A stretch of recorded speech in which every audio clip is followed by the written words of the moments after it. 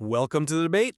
Have you ever looked inside your own head on a Tuesday afternoon and realized it looks exactly like a KL traffic jam at 6 p.m.? Just, complete gridlock. Oh, absolutely.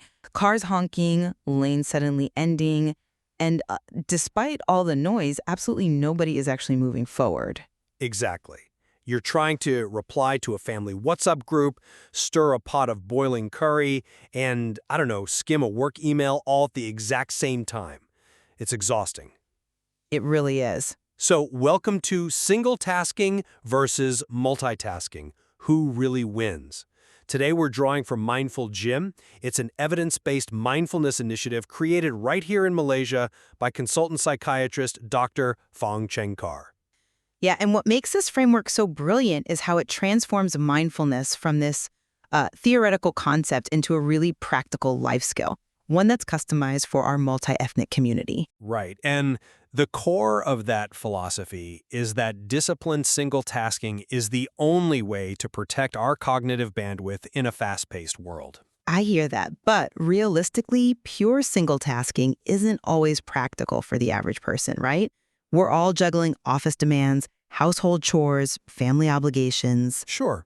But I just think there is a strong case to be made that multitasking isn't a failure of focus. It's a necessary survival skill. It's, what keeps the wheels turning. It feels like survival, I'll give you that, but let's look at the actual mechanism of what's happening in the brain.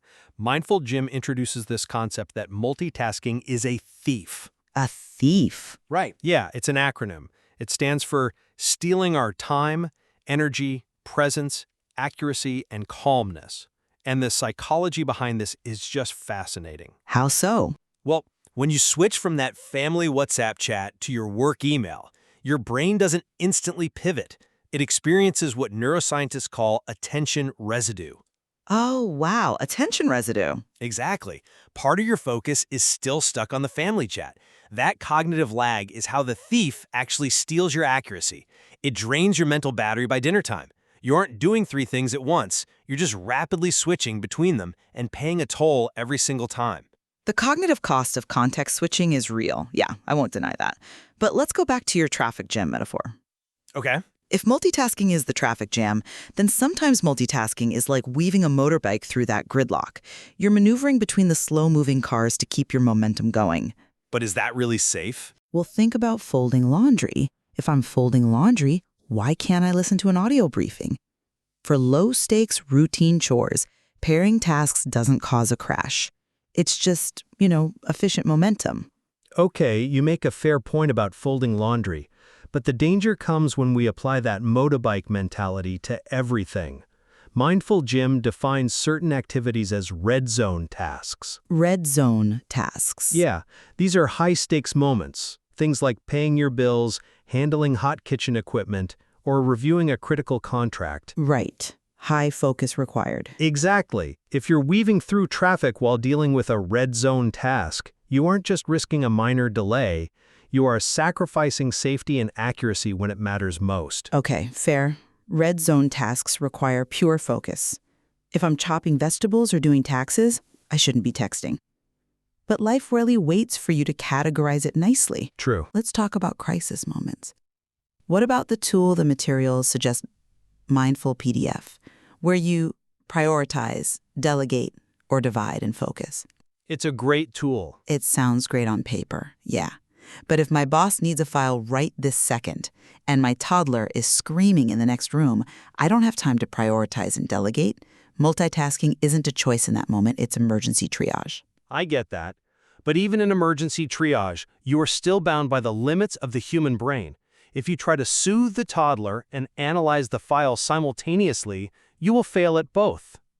So what's the alternative then? The Mindful PDF tool actually shines brightest in a crisis. You pause for a microsecond to prioritize. You divide the situation into sequential steps. Like handing the toddler a toy. Exactly. That's delegating the immediate distraction. And then you focus fully on sending the file. It's about managing high-volume demands sequentially without the exhausting cognitive cost of trying to do them simultaneously.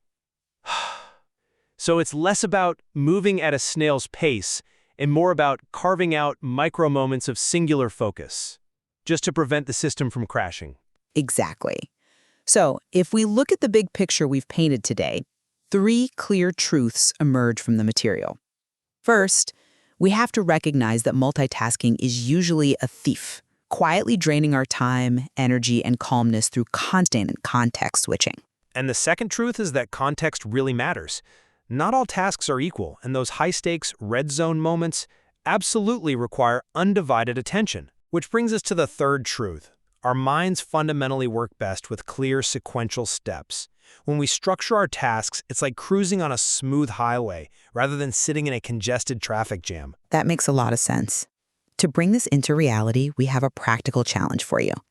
Identify just one red zone task in your daily routine today. Yeah, maybe it's writing an important email or cooking dinner. Right. And commit to fully single tasking it. Put the phone in another room and just see how it changes the experience.